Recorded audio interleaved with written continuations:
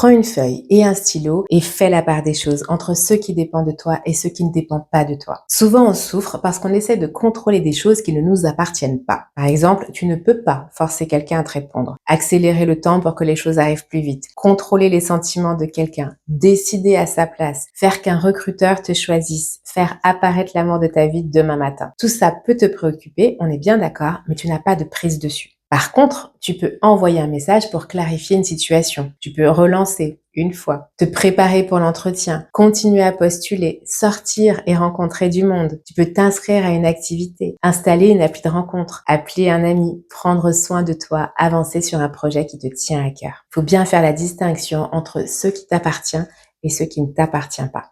2. Fais le deuil de la date ou du délai que tu t'étais fixé. Par exemple, tu es seul, tu ne rencontres personne et tu te dis que tu es en retard et tu es au fond du seau. Mais si je te disais aujourd'hui que tu allais rencontrer la bonne personne dans exactement 18 mois, est-ce que tu souffrirais autant?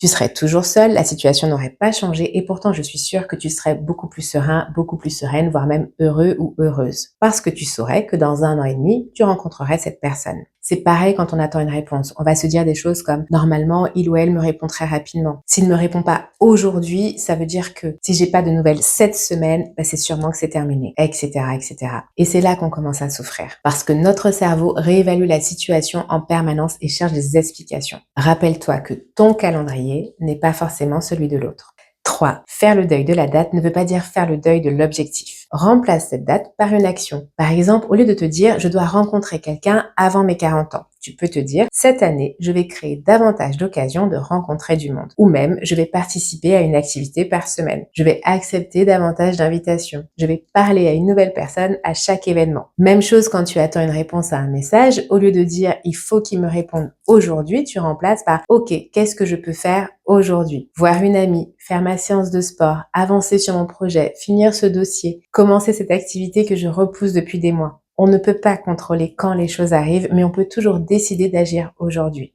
4. Transforme l'attente en mission. Par exemple, pendant cette attente, je vais faire 3 séances de sport ou je vais réorganiser mon dressing, je vais repeindre ce meuble, je vais terminer ce projet. Et chaque soir, prends quelques secondes pour l'écrire noir sur blanc. Qu'est-ce que j'ai fait aujourd'hui malgré cette attente? Rien que le fait de voir cette liste s'agrandir t'aidera à constater que la vie continue et que toi aussi tu avances malgré tout. Et 5, si tu te sens bloqué dans l'attente, pose-toi cette question plutôt puissante. Qu'est-ce que je ferais si j'avais déjà la réponse? Par exemple, tu attends qu'il ou elle te rappelle, ok, imaginons que tu sois sûr à 100% que cette personne ne te rappellera jamais ou dans 3 mois. Qu'est-ce que tu ferais aujourd'hui de différent? Est-ce que tu sortirais davantage? Est-ce que tu reprendrais le sport? Est-ce que tu te concentrerais sur ton projet? Est-ce que tu rencontrerais d'autres personnes? Cette question peut te permettre de révéler les actions, les projets ou les plaisirs que tu as mis sur pause en attendant. Et du coup, ça te montre aussi quoi faire ensuite.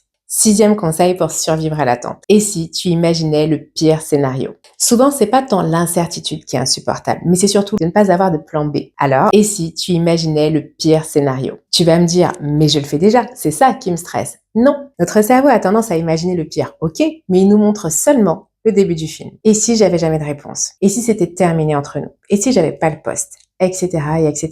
Et il s'arrête là. Comme si après, il n'existait plus rien. Et c'est pas vrai, bien sûr. En fait, ton cerveau ne te montre pas le pire scénario, il te montre le pire scénario sans solution. Alors, l'exercice que je te propose, c'est d'aller au bout du scénario et de te dire, ok, si le pire scénario arrive, qu'est-ce que je ferais dans les 24 heures qui suivent? Qui est-ce que j'appellerais? Quelle solution est-ce que je pourrais mettre en place? D'ailleurs, plusieurs études montrent que le simple fait d'avoir un plan B réduit l'anxiété, même si on s'en sert jamais. Et tu verras que souvent, on découvre qu'on a déjà des ressources, des idées ou des personnes sur qui s'appuyer et compter si jamais. Et le fait d'imaginer la suite du pire scénario aidera ton cerveau à diminuer la peur. 7. Crée-toi un rendez-vous avec le stress et l'attente. C'est-à-dire, au lieu de lutter toute la journée, d'essayer de ne pas y penser, et du coup y penser encore plus, accorde-toi un créneau dédié. Par exemple, de 18h à 18h30, minuteur en main. Et pendant ce moment-là, tu as le droit d'y penser, d'écrire, de réfléchir, de t'inquiéter si tu en as besoin. Mais en dehors de ce créneau, tu te dis non, j'y penserai quand ça sera l'heure. Et si tu peux, essaye de limiter les comportements de vérification. C'est-à-dire, regarder ton téléphone toutes les 5 minutes, vérifier tes mails, tes messages, peu importe. T'as l'impression que ça te soulage sur le moment, mais en fait, souvent, ça entretient l'obsession. Et quand tu sens que ça monte et que t'as pas de solution immédiate,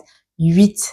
Reviens dans ton corps. Une façon simple de casser la boucle mentale est de revenir à quelque chose de concret, c'est-à-dire aller marcher, faire du sport, ranger, cuisiner, prendre une douche, boire un verre d'eau ou simplement prendre quelques respirations profondes. Tu peux aussi poser une main sur ton cœur quelques instants et te répéter une phrase apaisante comme « La réponse viendra quand elle viendra, en attendant je continue à vivre ». Le but est vraiment d'interrompre temporairement la boucle mentale.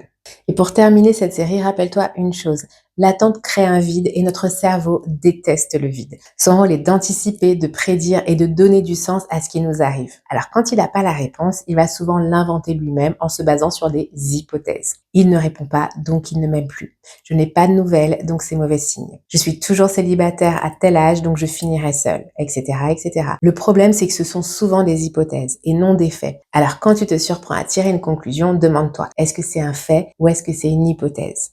Voilà pour aujourd'hui, j'espère que ces 8 conseils t'auront aidé. Je sais que c'est pas facile, mais surtout, ne mets pas ta vie entre parenthèses. Ta vie mérite d'être vécue aujourd'hui et pas uniquement quand tu auras obtenu cette réponse. Courage à toi si c'est ce que tu vis. Si tout ça t'a parlé, laisse-moi juste un cœur en commentaire. Je t'envoie plein de douceur pour traverser cette période et je vous embrasse mes joyeurs.